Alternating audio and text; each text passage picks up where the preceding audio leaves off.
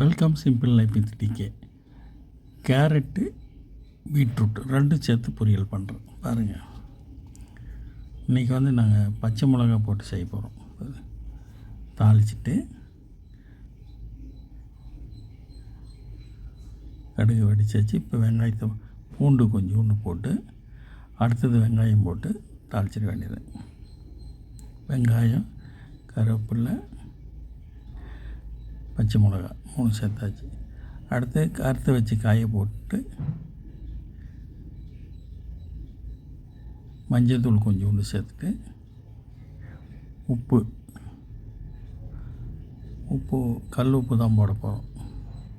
இது தண்ணி தெளித்து கொஞ்சம் கொஞ்சமாக வேக வைக்கிறது. எங்கள் சேனலை லைக் பண்ணுங்கள், சப்ஸ்கிரைப் பண்ணுங்கள், ஷேர் பண்ணுங்கள். பாருங்கள், உப்பு போட்டு